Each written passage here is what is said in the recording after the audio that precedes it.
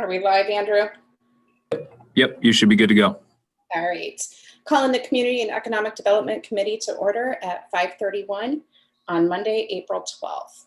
First thing on the agenda is the CAC application in partnership with the Ravenna Kiwanis. We have David Shea and we have Eric Schlebaugh. We have NDS, several, to help us out with this tonight.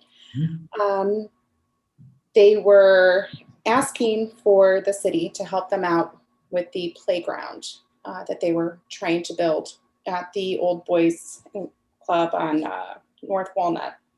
So far, they have raised $39,435, and then there's some that's not quite counted into that they were still raising from additional fundraisers.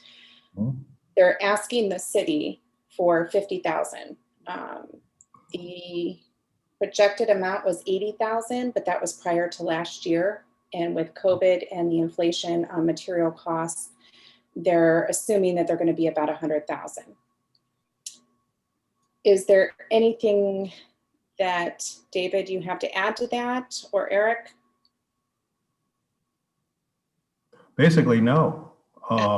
You kind of covered it all. Does anybody have any questions about what we do or how we got here? And I'd be happy to answer anything.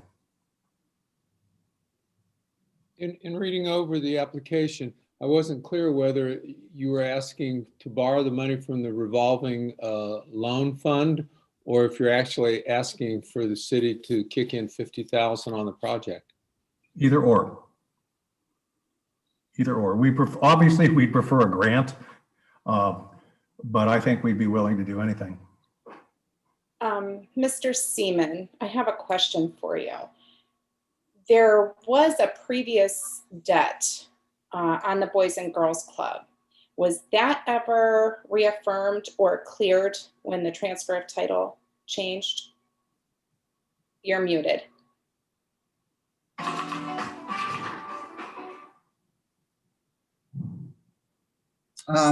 There is when the place transferred and they purchased it, they in their efforts overlooked or missed on a title search 2 grants that were given that were to be repaid upon sale of the building. I think one was for about $5,000, another one was for $30,000. We're quite willing, and we have not pursued this legally, but what we would like to have done to keep things kosher, so to speak, is that they would go up and sign the agreement that says upon the sale, that money will be due to them. If they ever sell the building, that money would come back to the city. Okay. And I believe, and correct me if I'm wrong, you're not asking for funds that are already in these RLF funds. Is that correct? This is be a new grant to the state for funds. So they're not talking about funds that we already have here. It would be from the CDBG RLF. I think that's important to know. Yes, it would be coming from the CDBG RLF, and it's eligible under the fact that they serve mostly low to moderate income children.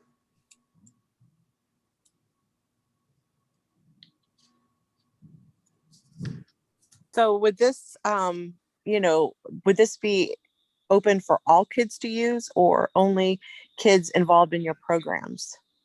I think initially it would be kind of closed to the general public, but I think we intend to open it completely up once we get it going. There's nothing else in that part of town. Is there any other questions? Just to be sure, I mean, we're talking about a request for RLF funds. That's what the sort of tracking sheet says. And I mean, if we pursue this, we got to have to make sure we have it worded correctly. It is for CDBG RLF. Okay. Okay. It's revolving loan funds. And it's our recommendation that anytime there's real estate involved, that we try to use at worst a 0% due on sale. It keeps a lien out there just in case, and provides the city with some measure of control down in the future without placing a burden on the agency to have to make payments. Okay. Mhm. The only other thing that I suggest is that if CAC and Kiwanis could possibly come up with a little bit more funding, you might have already from these numbers, but I think that a 50-50 match is a little bit better. And it's up to the rest of council as well. Yeah, and we currently have an ongoing fundraiser for the brick patio pavers at CAC. I think in that in David's proposal, he has 3,000 and some change as the generated from that fundraiser. We're at around 8,600 right now. Yeah. So it's an additional 5,000. Yeah, so that's changing in about 2 weeks. Okay. Mhm. I think CAC would be amenable to a 50-50 match. And a revolving loan fund. And since we don't plan on selling the building, I think that would be okay. Can I speak to the mayor's statement a few minutes ago?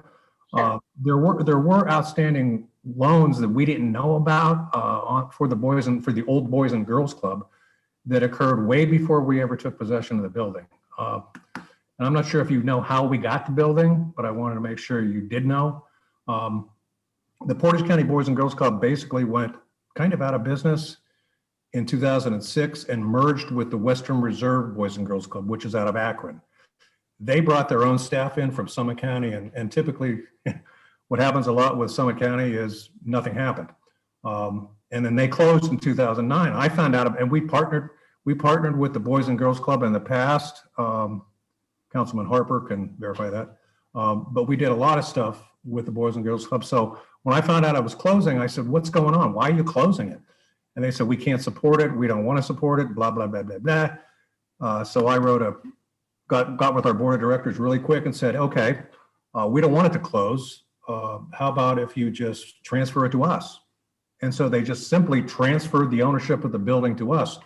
We didn't know anything. So, I think the original loan was that the 35,000 was due upon transfer. So something got lost along the way that it should have probably been come due when it was transferred to the Summit County group. And so we didn't know anything about it. I had talked to Dave Vaughn way back then, and he said, don't worry about it for right now. It'll be okay. So I didn't worry about it. And I hadn't thought about it till the mayor brought it up, actually. I remember that when it all kind of happened, when you did come to council, I think or was it Dave Vaughn, or I'm sorry, I can't even think. I remember NDS coming and talking to us about the problem, and it was quite some time ago. So I am familiar with that. And Dave said, don't worry about it. So I said, okay. Yeah. Cheryl, I just want to check again my understanding of what we're doing here. The money is going to be coming from the Community Development Block Grant. And this amount of $50,000 is going to be repaid in what manner and when? 0% interest due upon sale or transfer of the building. Okay.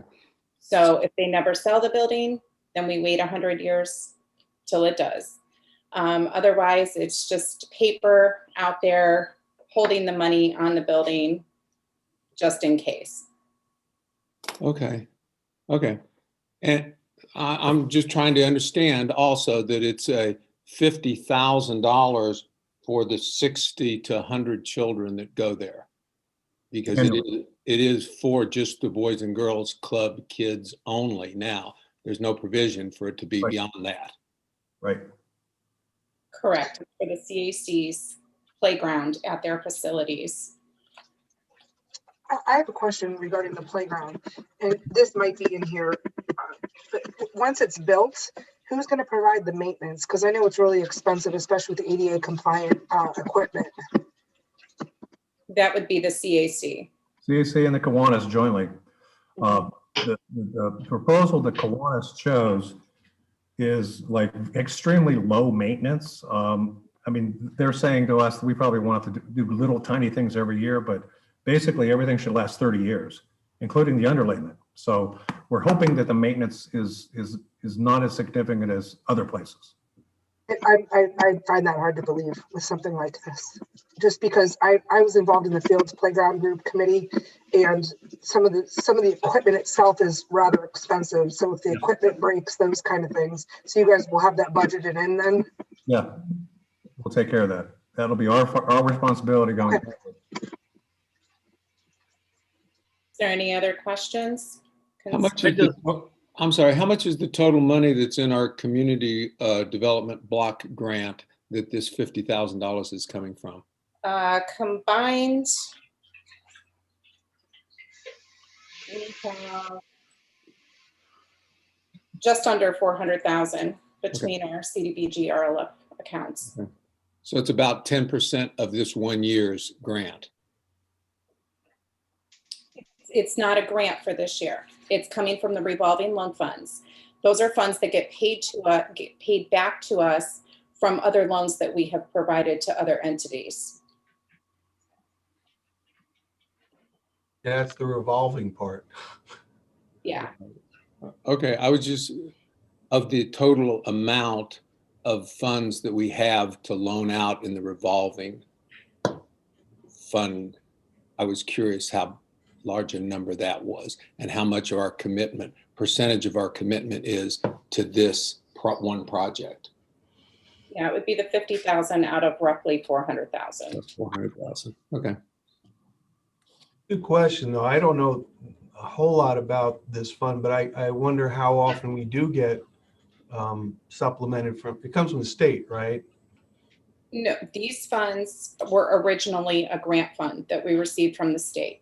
Right. Whether it was an economic development loan or it was the home repair funds or a facade fund, they were grants that we received from the state. We loaned them out to either businesses or homeowners. And when those businesses or homeowners sell or transfer, actually the homeowners, when they sell or transfer, it gets paid back at that time during closing. For a business, they typically have a low interest monthly payment. So we do receive some funds in monthly.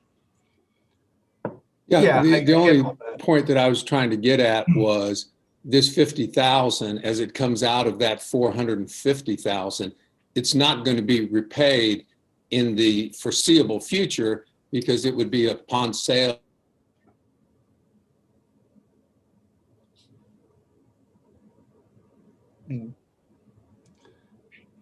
Did Tim cut out or did I? No, I think it's froze. I think Tim froze. Yeah, Tim's froze. But I guess that's why I asked my question. I think that there, as we dole out this money, at some point it's conceivable that we have very little funds in reserve if things are going for projects that aren't being paid back. My question is how often do more grants appear such that we can replenish those funds? Okay, so on the economic development side, anytime that those funds would get down too low and we would have an ED project that would come into town that was eligible, they can apply continuously to the state for more CDBG economic development funds. Yeah, okay. So we're never going to not be able to get those funds at this point unless the state's program would die. But it's not based on necessarily on our balance, but about new proposed projects. Correct. Okay, that's what I was asking. And the next item on the on our agenda is the 2021 CHIP, which also has CDBG funds for the housing side.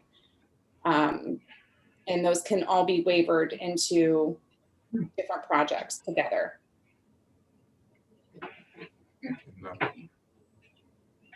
And I don't know if this will help, Dave, but I believe those two debts that you were referring to were old CDBG grant monies. Right. And those were probably done, those projects were probably done in the early to mid 90s. Mhm. And I believe those monies probably were approved by the county commissioners for Okay. updates and upgrades to that facility. Yeah. I don't know. I don't have that kind of information. You probably know more about it than I do. Right. So that's probably what those are. Okay. Old CBD G grants Okay. for building improvements. Okay. And those grants, from what I understand, they should have depreciated over time as well. So the full amount should not have been. Matt, that's only on the housing. Okay.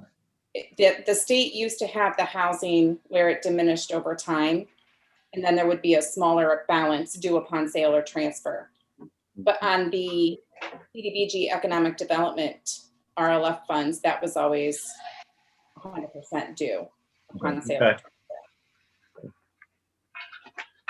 Yeah, because I believe those grants were applied for and approved by the director that was there before I was. All I know is it was long before us, Yeah, way before us. but that may shed a little bit of light on it.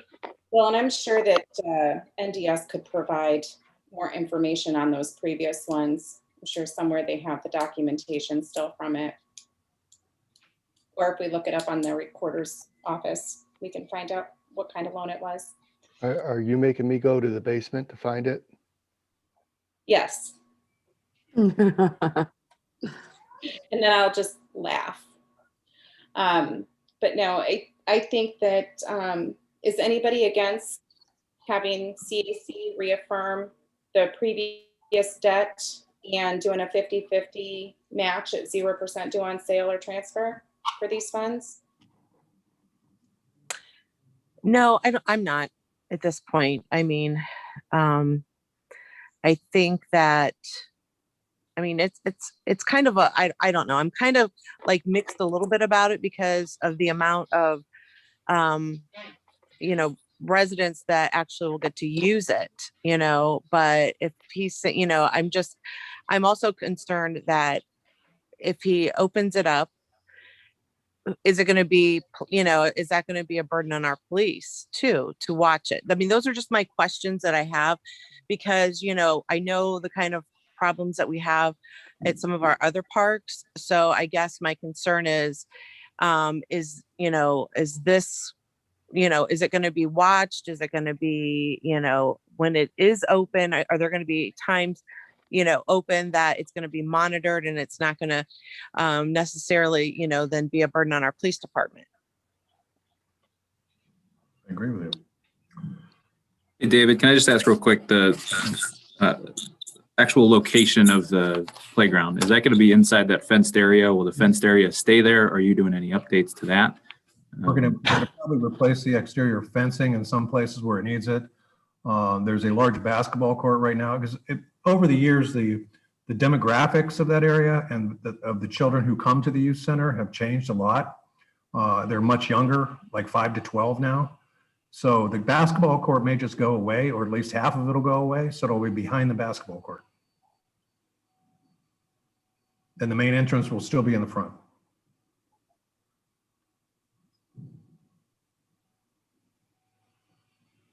Dave, if you could speak to what Amy said about, supervision and the type of kids there. I mean, it sounds like she's speaking more of a public park where it's 24-hour access. Right. And I don't know that that's going to be the case there at the youth center. Well, we would, like I said before, we would be willing to talk about that, but our original intention was not to do that for a lot of the reasons that Councilwoman Michaels just said. It's an after-school program too, so it would be open after school for kids who are attending the after-school program, and that way we can control a little bit more. And during the summer, it would be open every day for kids that are attending the summer camp. So there's a lot of flexibility there, and there's also options for other things we could do down the road if we wanted to have a basketball game there, that's a totally different issue. But we're amenable to trying to do anything, but I agree with Councilman Michael. Yeah, the other question is, in your summer program, do you receive a lot of kids from Ravenna that, Yes. live in Ravenna? Okay. Yes. Yeah, I was just curious, the amount of, usability from our own, residents. So It's about 95%. okay. And since the after school and the summer camp is technically free, but we ask for donations from the families to take them on field trips, because there's a cost, like to go to the zoo, Cleveland Zoo, or Great Lakes Science Center or something like that. So it's basically free every day. So that's basically it. Yeah, and it's about 90% from that community. Right. Okay.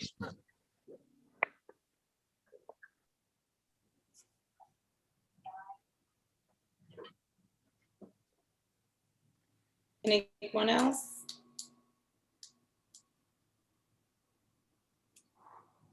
Okay, moving on to the 2021 CHIP application.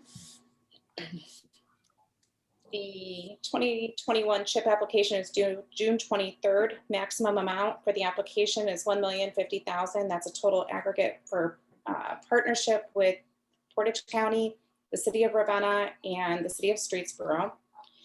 NDS is proposing that Ravenna continue to be the lead administrator for the partnership.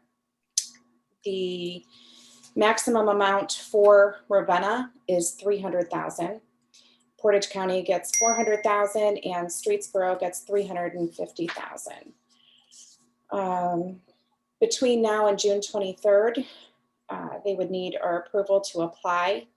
They would conduct two public hearings that are required for the citizens' participation. The first one would be general, what the City of Ravenna is entitled to apply for. The second would be CHIP application specific. And they would also provide the partnership agreement, admin agreement for the mayor to sign, as well as the ordinance for approvals. So that's why we're coming to council now, so that they have time in order to have the public hearings and get everything to us for approval. So we're just seeking approval to apply for the 2021 CHIP application. Any questions? Nope. I'm good. Erica, Mike, you guys have anything?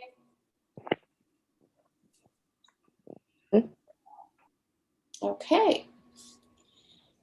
Thank you guys all very much. You are more than welcome to continue watching, or you can enjoy your evenings, either one. Thank you. Thanks, guys. Thanks. Except David Shea has to stay. Okay, next is approval of the Turk minutes. Brian. Yes, okay, so this one is a little bit confusing this year. Dennis was out for a while, so I kind of assumed this role. But, really, the council's involvement in this is more of a housekeeping item. Council needs to accept the recommendations of this committee within 60 days. And the minute you guys will have the minutes, they recommended continuing. There's 5 different agreements, which includes the Menards one that's really not active now. There's 4 active ingredients and Menards as well. And that these agreements give the companies property tax relief. And also, as a part of this, the schools are going to end up receiving some payments of about $39,000 from us. So that's all I got. I'm not actually on the committee. That's something we'll probably have to address later. When Dennis West joined the city, he became the liaison for this committee, but he's out right now, so I kind of had to take this over. So, any questions? So he typically would attend the meetings then? Yeah, I attended, but not as a committee member. Okay. Any questions?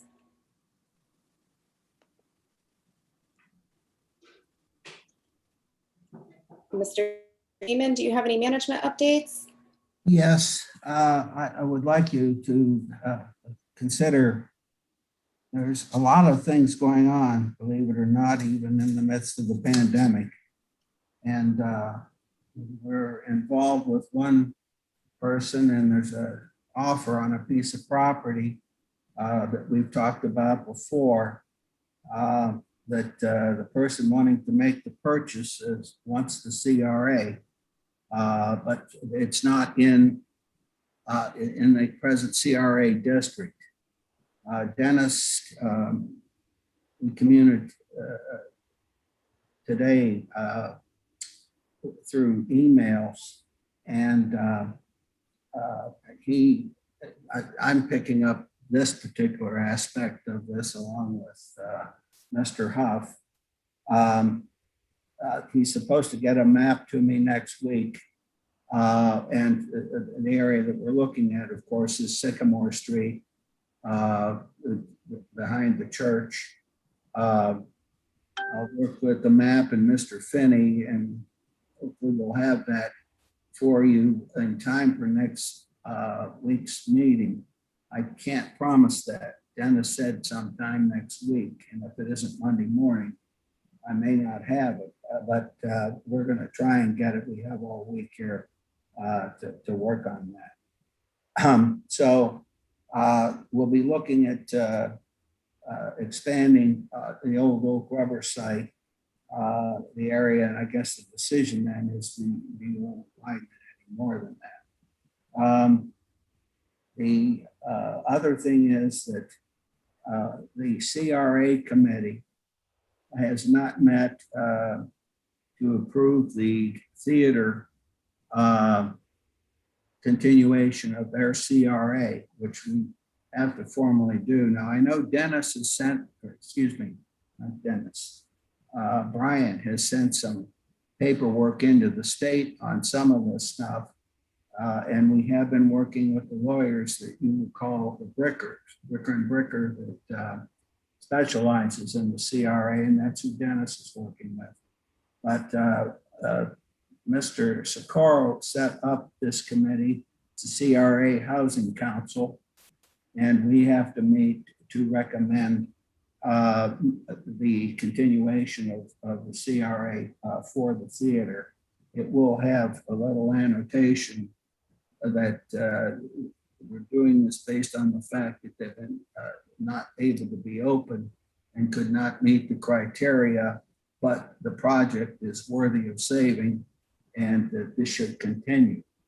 The two people that were not on this committee before are Chelsea and Cheryl. Kimball set this up with almost all people in-house so we could get them together quickly. It doesn't take much time, but it's a formality we have to do. The mayoral appointments are Chelsea Greger and Kay Dubinsky. Legislative council appointments of Cheryl Wood and Paul Moscom. Planning commission appointment is Bob Finney. And the residents on the committee are Larry Selenius. He's the one outsider, but he's at every meeting. Larry Selenius and Matt Harper. What I am proposing that we meet 15 minutes before the 7 o'clock meeting next Monday to just discuss this and move it on. The committee will make their decision whether to approve or not to approve. But then I'd like to see this forwarded on to council for their approval, just as you're going to be approving the executive or the ones based on jobs. This has jobs as a component of it, but this is taxes that they don't, the abatement that they don't have to pay based on the improvements on the property. And unfortunately, there are timelines on this stuff, so we need to get it done. And we have missed Dennis for many reasons, but he was in the process of getting this in order, and we will finish this for him. and he will be back and taking this over in the future. So I'd like to put this on the agenda and move it along with the other things so that we can meet the deadlines that are required for these things. I'm okay with meeting at 6:45 on the 19th. Is everybody else? And we'll be doing it on Fine. Zoom. So just get on 15 minutes early and it won't take long. So is this just to discuss the renewal or continuation of the CRA for the For the theater. movie theater? Is that? It's the only CRA we have, yes. Well, you started out by talking about a new map for the CIA because of a potential new business and Yes. moving in. Now we do have, where's the progress? We commissioned somebody to review the whole CRA for the city. Are they looking into this as well? That's a Dennis question. I'll be glad to ask him tomorrow. I do not call and talk to him. He has expressed numbers of times that he spends a lot of energy talking. So he prefers we communicate through email. I was just curious because I mean, we have big issue. I mean, and I promoted the idea of just having a citywide, map for the CRA anyway. And yeah, you're right. The only one we ever developed, and we kind of made the map so that we could include the movie theater. Now this new entity is not inside that district, so now we have. I have questions about that, whether we need to just piecemeal develop a map as we see things coming before us, or do we need to expand? No, I think the goal is correct, what you want to do. The problem I have with this deal's going to fall through if we don't get this. This is to get it done quicker Well, than. Yeah. I'm not saying this should be the definitive thing for the city. No, I know that. I guess I just worry if we're putting the cart before the horse. I don't know how this works out, but all right, I take you. So next week though, we're just talking about the movie theater, not about this other issue. No, we are talking about this other issue. Oh, we are. Okay. Yes. Okay. I have had a phone call from one owner in Florida. I've talked with him twice, and the deadline on making the decision on this was tomorrow. They got an extension on the agreement that they have. But the thing holding it up is the designation of that area to be able to have a CRA. And I agree with you. Piecemeal out like this, I don't like it. But I think that with Bricker and Bricker, I'll check out where they're at on this evaluation. I'm afraid what I'm going to find out is that Dennis has not been in complete contact with them because he, up to this point, has trouble communicating verbally on this. But I'll find out more about it tomorrow. This stuff just landed on my desk last Friday. So I want us to be able to move quickly if there's an opportunity. I just trying to juxtapose the two ideas. That we have, an ongoing overall review of our CRA, and in the meantime, we're actually developing it. Well, I agree with you. And certainly those and we're spending some money. Yeah, I know you agree. Right. And we need to let them know if we're making changes too. Yes. Okay. We're in agreement.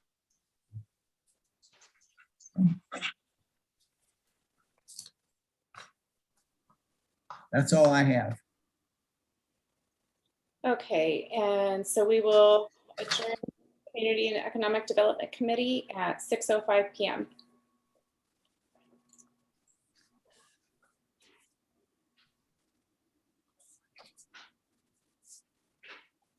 Sorry, I didn't realize I was on mute. Okay, it is 6:05 and I'm going to call the Public Health and Safety Committee meeting to order. First item I have on the agenda, I want to say it's not Jim Shank that is going to be talking. It is David Shea from Community Action Council. And this is COVID relief information that I thought council should hear in case you were to possibly get a phone call from a resident. I know of 2 residents who have had some major impact on their health from COVID, which has then, caused a financial hardship on them. And I'm afraid, that there could be, more out there that may not know about this. And also, I think it's important that we know what's available out there to our residents. And Community Action Council has received some funding for this, and the guidelines are much different. So I'm going to go ahead and turn it over to Mr. Shea and let him, just give us an update on what's going on with that. Thanks, Amy. Hi again, everybody. I sent a flyer to Chelsea last week, I think. And were you guys able to get a copy of it? So I'm not just talking. Basically, we back in January, the governor had contacted all of the community action agencies in the state and said, "We'd like you guys. We want you to help distribute some rent relief and some mortgage assistance and all kinds of stuff." So, and we were one of the agencies that we actually got 2 pots of money, one for mortgage assistance, which is very restrictive and it's from HUD, and one from rent relief, one for rent relief. And this funding came from, the Consolidated Appropriations Act, which was passed by Congress in December. This has nothing to do with Biden's appropriations or anything going forward. This is old money that'll go forward until September of 22. And you should, in the flyer I gave you, we can provide a lot of assistance to renters, including utility assistance, including rental arrearages. We can provide, we're not publicizing this much, but we can provide rental assistance for up to 12 months in 3-month increments, and plus arrearages all the way back to April. We started the program in February. The income guidelines are rather high. Surprisingly, they're much higher than the income guidelines we're used to. 80% of the median. And if you look at the flyer I gave you, that'll say for a family of 4, their income has to be below $5,300 a month. And that's pretty substantial, pretty good for. And we're slammed right now. We're inundated with stuff. I think since we rolled the program out, we've received over 300 applications. We're approving them as quickly as we can. And we have a pretty good relationship with a lot of the landlords and a lot of the vendors. So it's going good so far. I think as of yesterday, we had obligated about $200,000 in about a month and a half. So it's going. We have 1.3 million. So we have a lot of money and we're probably going to get more. And we're not sure how much that's going to be, but we're probably going to get more. And I know. Yeah, go ahead. Sorry. Well, and also the thing that I thought was nice that if say somebody if they've run out of their FMLA or they don't have a lot of, the vacation time or sick time, it goes like, say in the last 30 days, they might not have made anything or maybe just a couple $100. So you go by that, correct? Yes, we do. Absolutely. So yeah, so if somebody is, just getting out of the hospital, had been in the hospital a long time, received no money, a lot of people think, oh, I'm not going to qualify for this. The perception is they're not going to qualify. But what's nice is you guys are there and, there are some people that have been really ill and can get the help. But I'm sorry, go ahead. No, you're absolutely correct. One of the benefits of this program is it only has to be 30-day eligibility, okay? So you could have been fine working all the time for much of 2020, although that's probably not the case for a lot of people, and think you're not going to be eligible for something, but now it's a 30-day look back, okay? To apply for the program, there's a couple of different ways people can apply for it. If you go to our website, okay, we're trying to do everything electronic. We know everybody can't do everything electronic, but a lot of people can. If you go to our website, you'll see a thing right on our homepage that says home relief. And there are two icons, one for renters, one for homeowners. These are two separate pots of money. Most people are applying as renters, clearly, because there's a hell of a lot more renters than there are homeowners applying. And then the application is right there. All they need to do is, it's not fillable, unfortunately, but all they need to do is fill it out, scan it, and send it back to us. And that starts the process. If they don't have access to the internet, they can call us, we'll send them an application, and they can actually fill it out and drop it off at our Dropbox right on Main Street. So we're trying to be as simplistic and as accessible as possible. We also have MOUs with 10 organizations around the county, and they can help process things too, or at least get the applications to us, ranging from FNCS to Coleman to Legal Aid to PMHA to Head Start to Children's Advantage, JFS, others.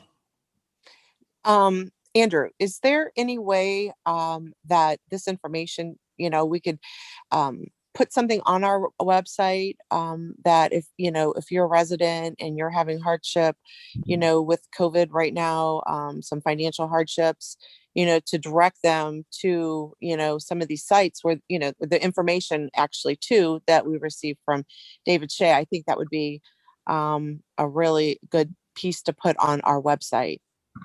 Yep, and I was just looking at it. Christina and I have talked about a couple other things as well, but we can certainly add this a hyperlink out to the CAC website. That'd be easy enough to do. Somebody wants it.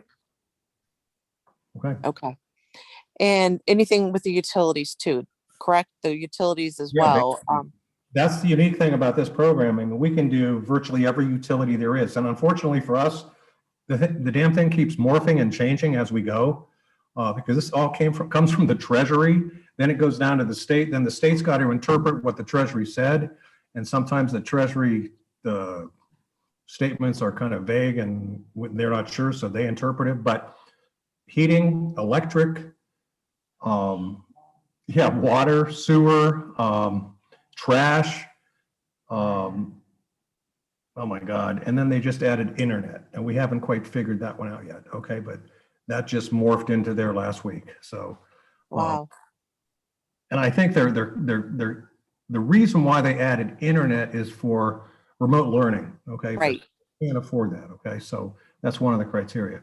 If somebody applies, it's a 2-page application. They've got to provide us with some income documentation. And the way it would work is simple. They apply, a case manager automatically gets a copy of their file and then contacts them by phone. Amy was speaking about one young lady that is deathly ill right now. I mean, she got COVID and she has it bad, and she's like 40 years old. She was able to get back to us after getting out of bed today, and we're starting to process the application. We're going to see what we can do with her. Awesome. But there are people out there that are like, wow. I mean, we made it through all of COVID. I'm sure all of you have had similar experiences with no one getting ill. Okay. In the last 3 weeks, we've had 3 employees come down with COVID, and we haven't dropped our guard. I mean, I think a lot of other people have, but we haven't. I mean, we're still remote. We still have all of our safety precautions, and it's like, wow. So we have 3 employees that actually have come down with COVID. One of them is very ill. So this stuff isn't going away. Right. Yet. Yeah, we've seen a lot of the increases as well. And, I think everyone kind of thought, wow, we've made it through the hardest part of it. But, we're seeing a lot more people younger getting it and having it harder. So I agree with you, Dave. So anyways, does anybody have any questions for him since he's on? Yeah, Dave, real quick, you mentioned the program right now. You had 1.3 million the program was looking towards September of 2022. Yes. Is there any, and you mentioned that there's a possibility of getting increased funding for the program. Is that deadline or window going to open up even further? We're thinking that we're going to get increased funding that'll last through that period of time. Okay.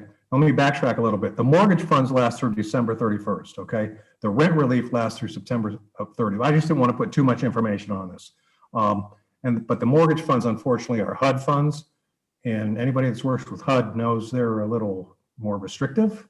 The rent relief funds come directly from the Treasury, so that's a little different, but that still comes with its own problems with the Treasury interpretations, blah, blah, blah. Anyway, the additional funding we're going to get pretty quickly is going to go through September, but we've also heard rumblings of there's a lot of stuff in the Biden American Rescue Act that may also come down towards us, okay?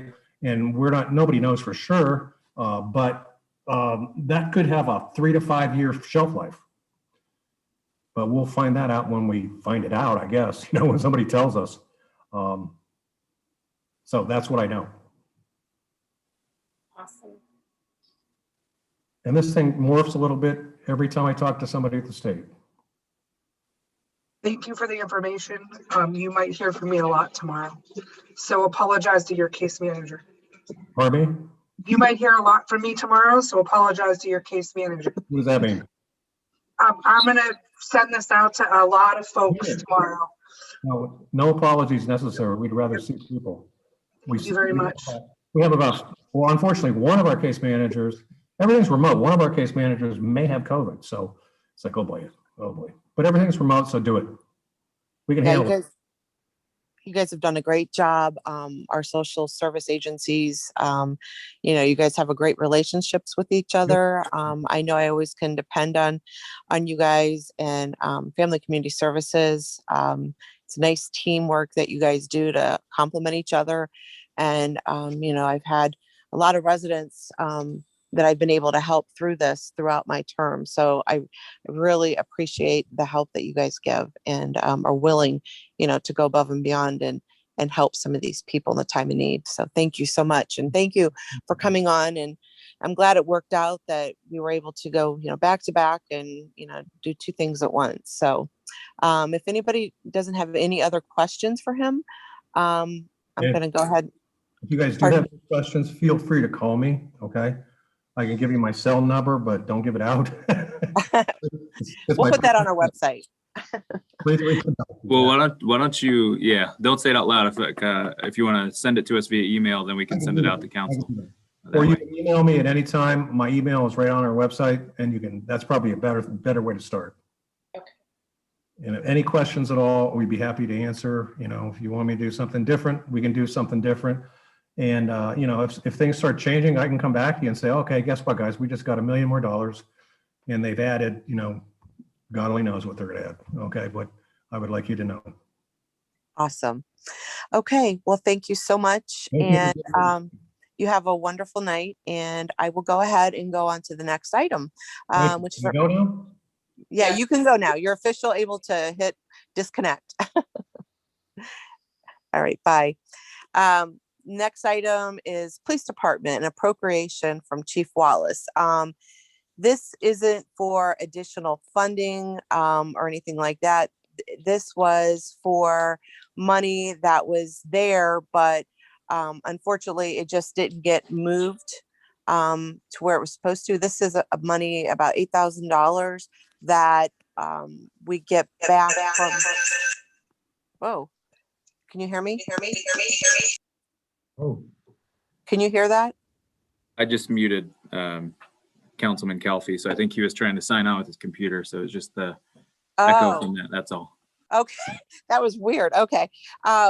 So the money is from money they get back from, I believe, is it the Drug Task Force, Chief? From money you guys receive back from when you guys do like raids, or if you sell stuff that was confiscated during with the Drug Task Force. Yeah, the money, that money is stuff that we get from seizures or forfeitures, right. And it's just in that 237 line item. Right. Okay. Thank you. I just wanted to make sure that I was saying that correctly. So that's all it is. Does anybody have any questions about this? It's just getting the money back to him. Okay. Not hearing any questions. I'm just going to go ahead and move that forward. Next item on the agenda is tornado sirens.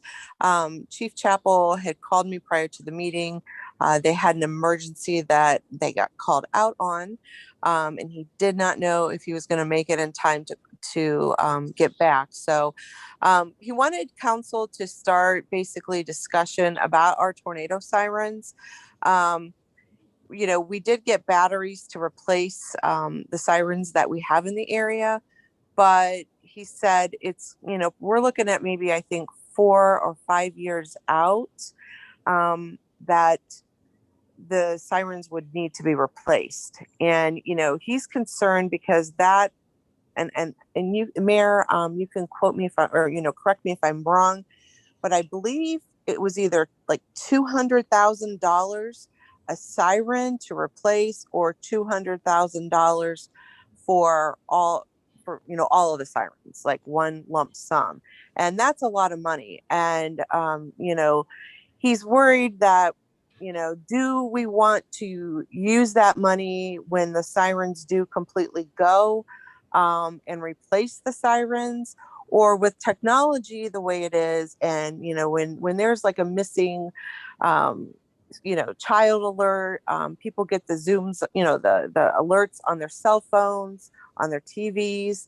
Would we want to use more of that type of an alarm system, where if there's a tornado locally, it zings to our cell phones, versus the $200,000 of replacing the sirens? He said there are not many communities that still use the sirens.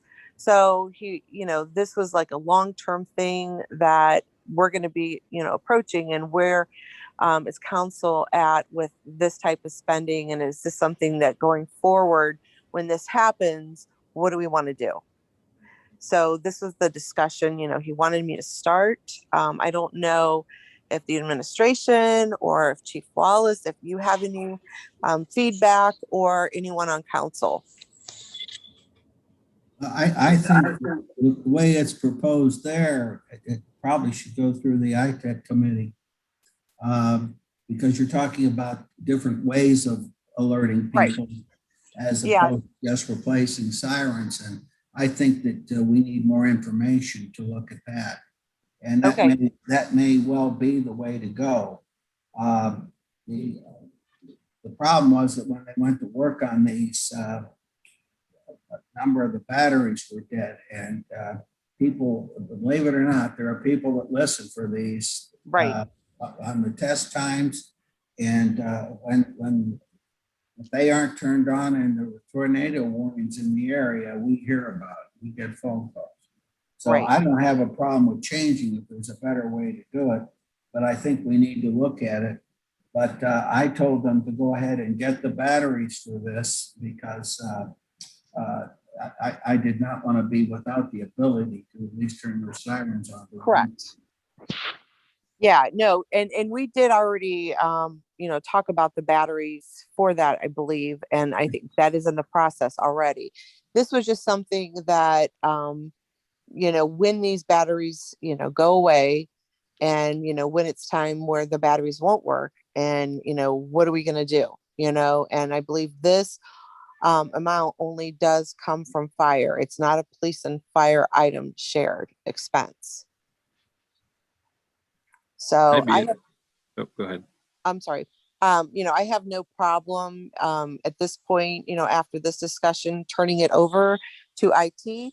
But because it was in, talking about the sirens itself, and it had come to this committee originally about the batteries, that's the only reason why I brought it here, just for discussion. Well, that's perfectly all right to have it here. I mean, that's not a problem. But if we're going to change the technique that we're using, we need to know something about it. Go ahead. Does anyone have any feedback or concerns or questions?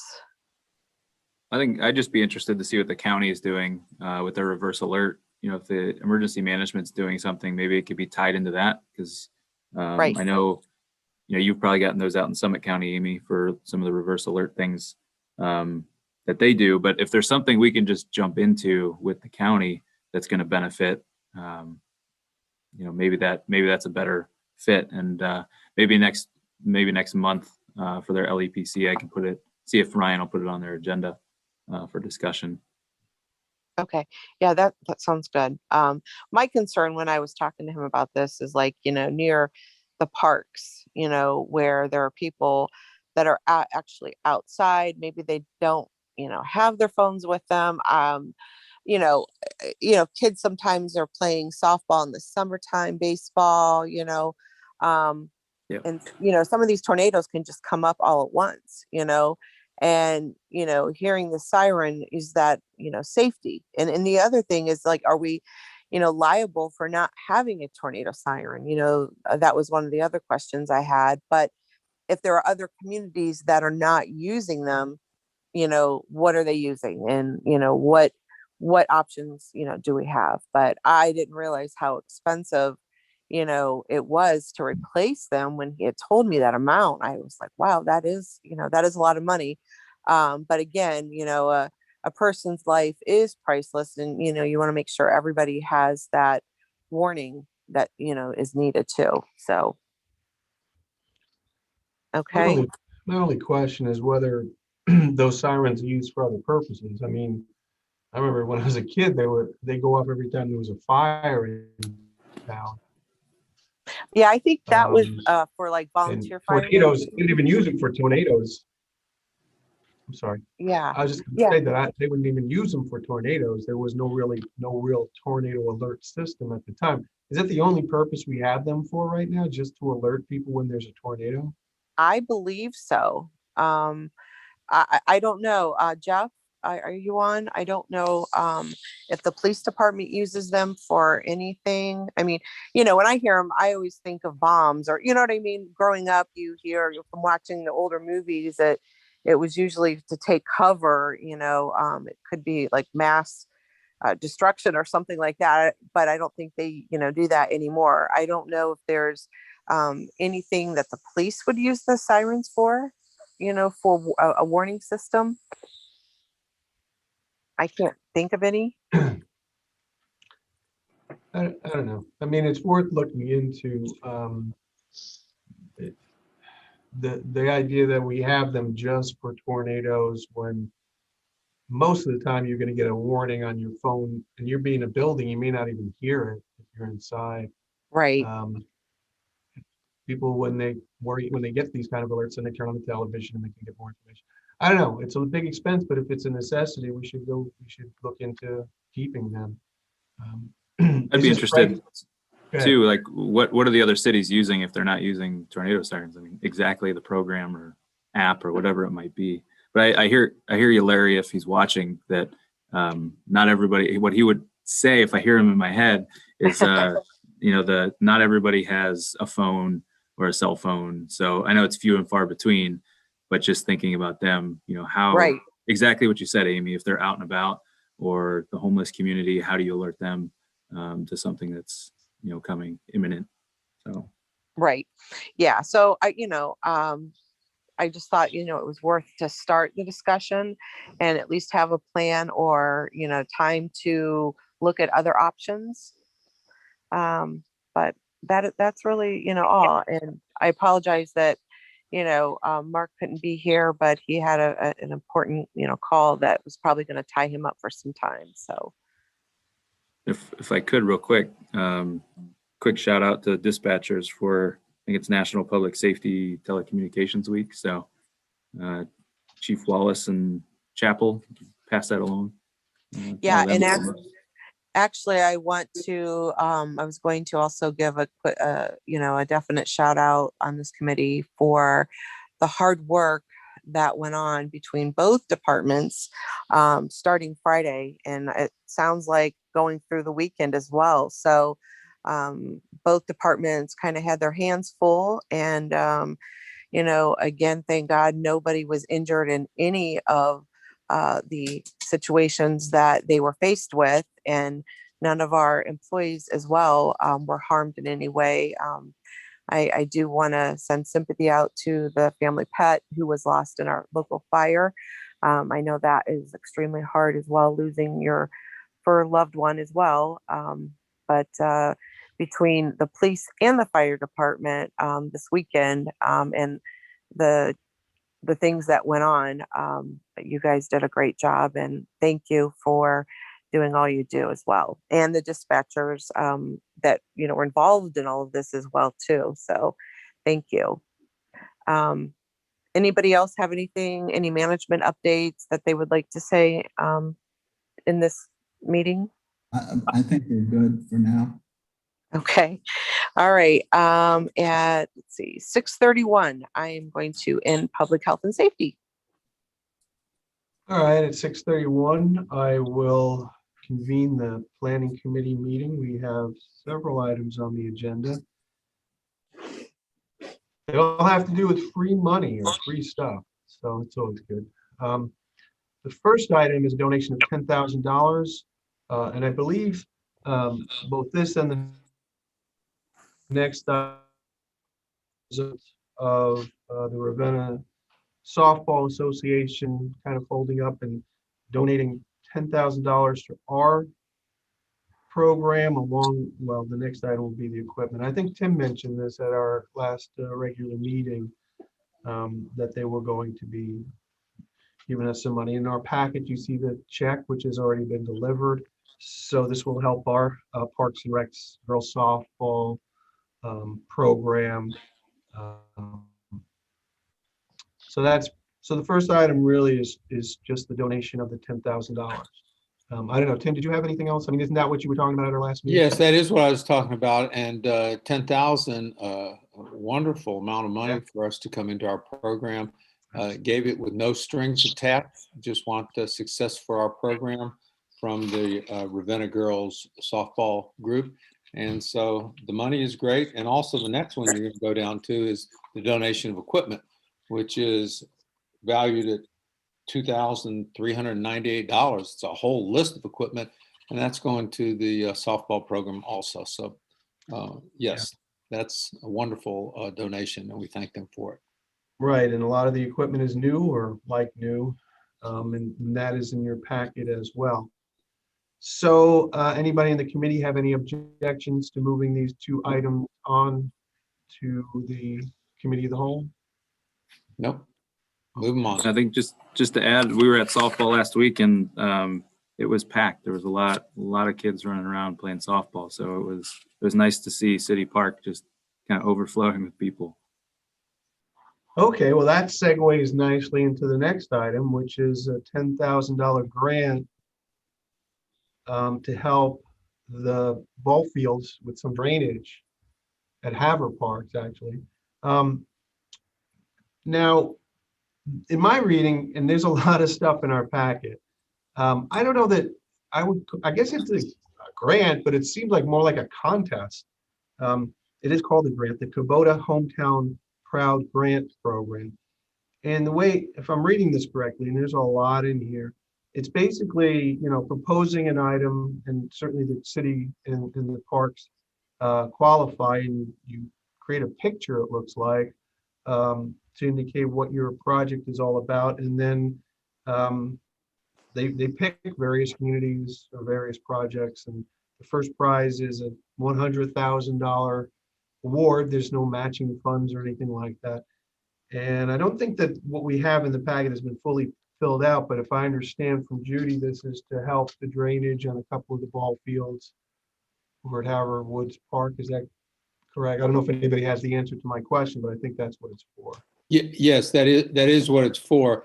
And part of the grant also is that the project has to involve the use of Kubota equipment.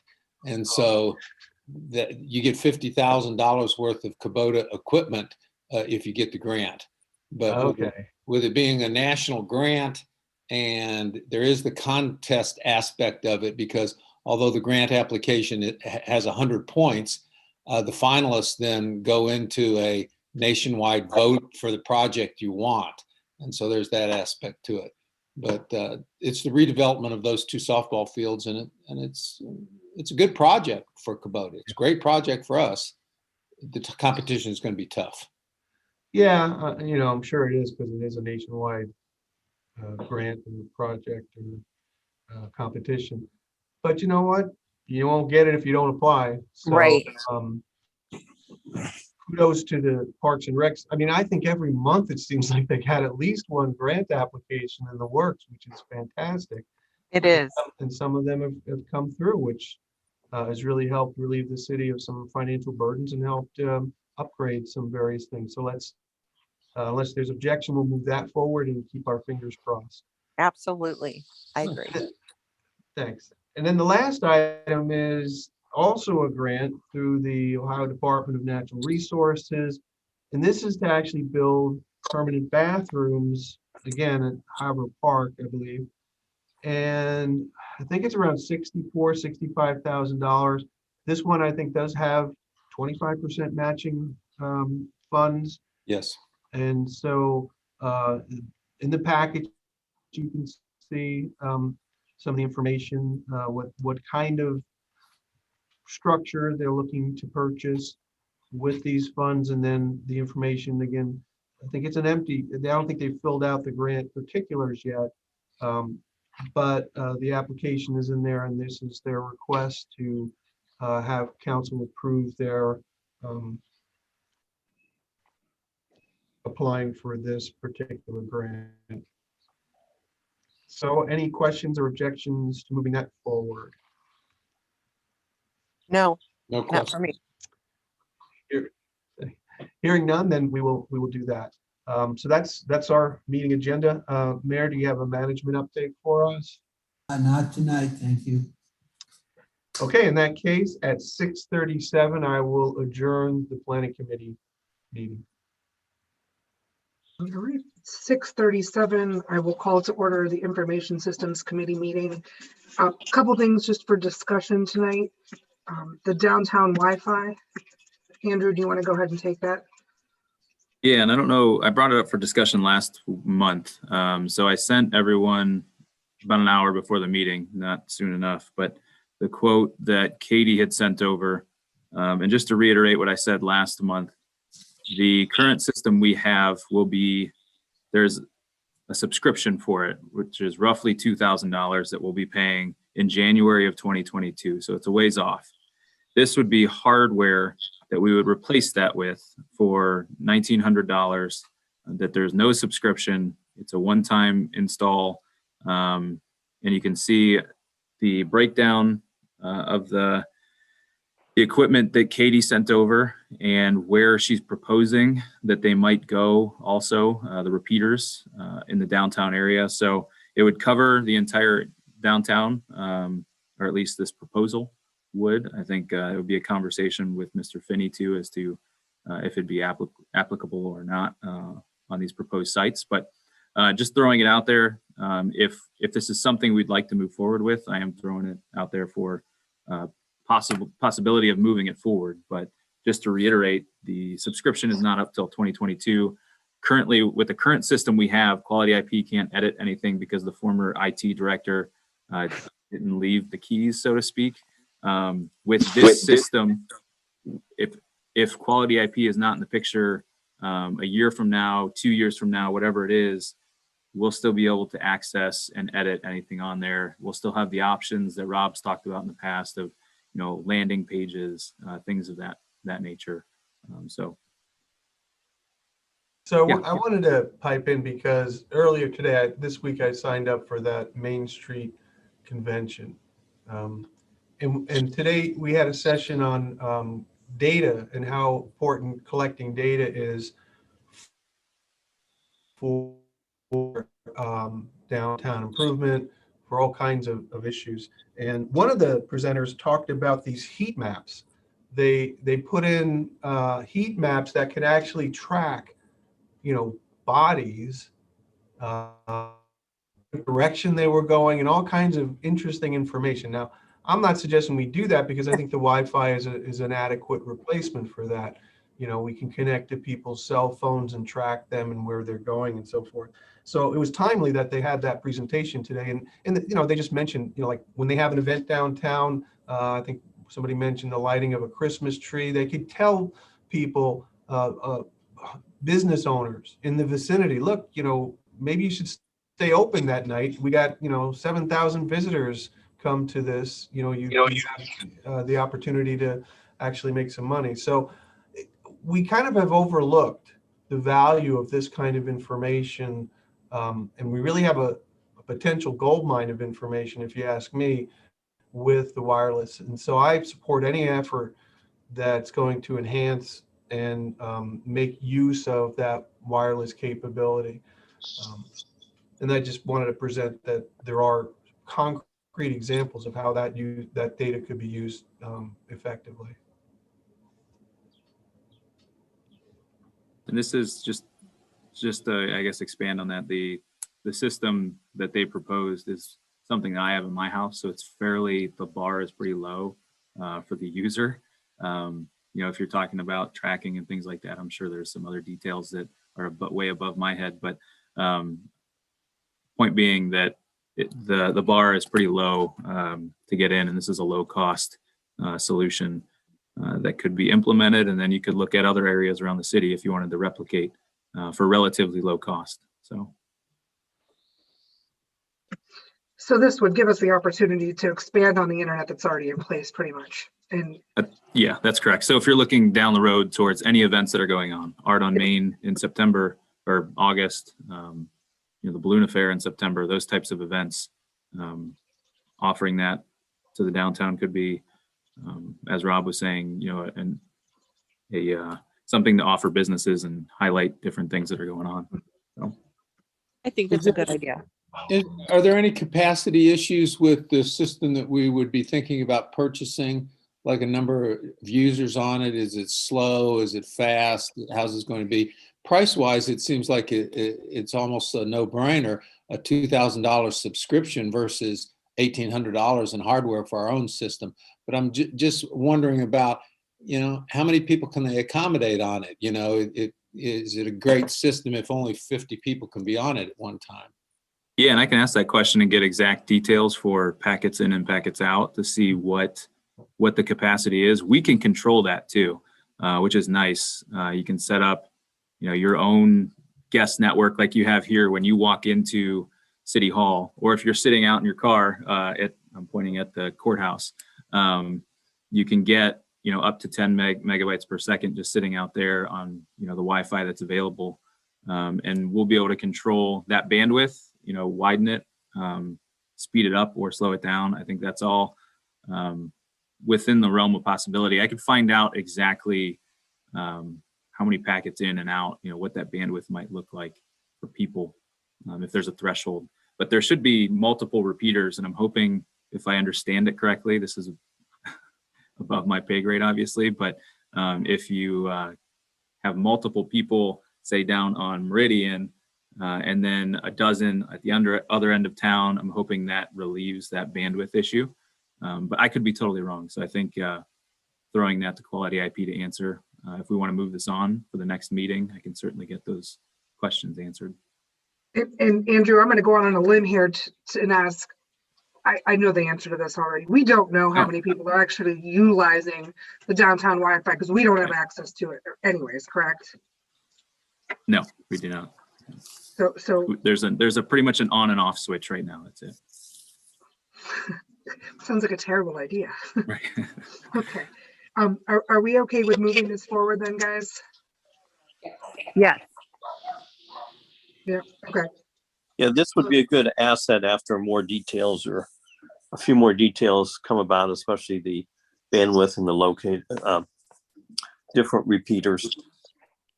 We'll make sure we get that. All right. The Jabber app.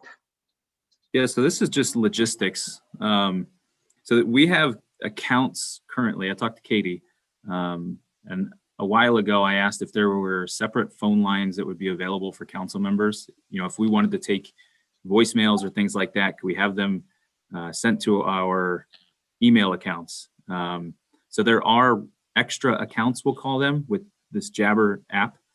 And I'll leave it up to council members if they would like to use it, where it would display. The point is your cell phone would be removed from the website. You would still get phone calls. You'd have a unique phone number that would be to you.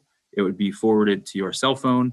And then those voicemails left would go to your cell phone and your email account. So you would get notified. And I'm sure, you know, members might be familiar with the Jabber app. but it is, I'm just throwing it out there because we do have the accounts that are really, I guess, no cost at this point, if I understand it correctly. So. Yeah, I think Jabber comes with the Cisco phone system. Yeah, and we have it at Kent State. You can also use it for chatting, and I mean, it has some interesting features. I think the biggest advantage that it allows you, and again, this is a work environment. Since we're working remotely, and a lot of us or have been for a year, you can have people call your business phone and then answer the phone on your computer or on a cell phone without it actually forwarding to your cell phone number. So if you wanted to hide the benefit for employees is you're not, people aren't detecting your own personal cell phone if you're answering it from home because you're working remotely. I've always found complications with it. So the cell phone number's out there. I don't really care. I think it's great that we have the option. And if some people want to make use of it, certainly by all means. It's just another added tool if you want it. Yeah, so she brought it up to me, so I thought I would throw it out there. If anybody did want to take advantage of it, it's there. But I do think don't we need dedicated phone numbers then at City Hall? Which we don't have right now. They're already available. Okay. So that's why I'm bringing it to you, because I think there is 8 to a dozen that are just kind of left over unused. So that's where it's coming. So again, this is just a logistical thing because we all have business cards. Yes. We're all going to need new business cards if you want to take use of that.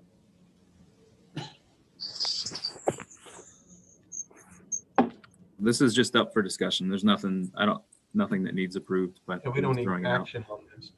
Yeah. Okay. That's all I have. All right. Does anybody else have any questions on that?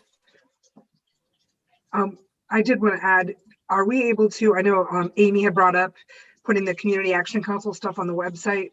I was looking at the website and was able to find any information on, it'd be nice to have the cleanup information on there. I know a lot of us are getting phone calls about that. So to be able to have that information on what's approved, what's not approved, plus when the pickups are, as well as the 2021 paving lists, because when you Google it, it says 2020 paving lists. That might be beneficial for the website if we can do that as well. Yes, I agree. As I know, it just would be nice to have one place to go for all that information. Now, is Andrew, is Chelsea, are you able to do updates to the website? I know Julie is the one who usually does it for the city stuff, because she was going to, last I talked to Julie about when it was the bag removals and stuff, trying to find out, with leaf pickups and stuff, when I was starting to get phone calls, she said she was a little behind on trying to get some of the stuff up to the website. And that was some of the stuff she was supposed to be going to be trying to get on the website. So I don't know if the stuff pertaining to city council, like, stuff that we talk about at our meetings, are you able to have access to the website so that we can get that on there? I don't, but I can let her know. So I'll tell her tomorrow. Okay, that's okay. I just, I thought it might be easier if we had our own, instead of, having Julie, have to do all of it, if, we could do our own, or Andrew, I don't know if that's something, or Christina even, that's able to, since she's IT, able to update stuff on council's website.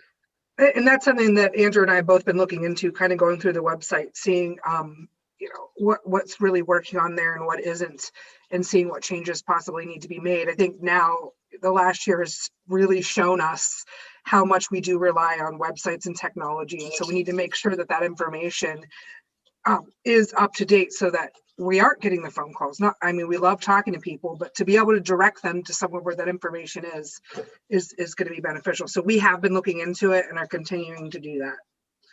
Yeah, and just to add to that, I edited some simple things, committee lists to update that. We do have the ability to update our site. I think it's also learned. and the comfort level for somebody to get into WordPress and make those edits too. So I can do some of it on our page, staying in our lane. Talking to the mayor and I believe Kay in the past, what they, correct me if I'm wrong, Mayor, but they kind of bundle all of these edits together and then do them all at once. Either Julie will do them or send them off if there's any major overhauls, you know, to get done that way. Once a month, as I understand it. So we can kind of. Heather also can change the website, but that's not the best use of her skills with that. But she does do some of it with that. But no, that's fine, and we need to get the value out of it. The schedule for the leaf pickup and limbs and what have you was in the water bill this month. I think some people just pull the bill out and throw the rest of it away. I don't think they take the time to look at what's in there. But everybody that has water got a bill with the information in with that. That doesn't mean it shouldn't be on the website. It still should be on the website because I don't expect them to keep that. My wife does, but I don't expect most people to keep it. So I would like to be able to go to the website also and check to see when the day is. Because if you put bags out, the pickup isn't for 2 weeks, your stuff is going to be all over the place. Right. Yeah, once a month, I don't think is sufficient enough to, with some of the changes and stuff, I think that come before council and updates. I mean, it almost has to be, you know, a weekly thing, I would say, or as per needed, you know. I agree.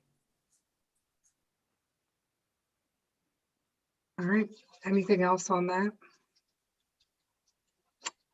Management update, Mayor? Well, I will say, and you probably won't want to hear this, but we are meeting tomorrow with Quality IT. And Katie has been assigned to work with the city of Ravenna and spends a good portion of her time here now. So we have hopes that a lot of these things are going to change, but she's very concerned with security and how some of us use our computers.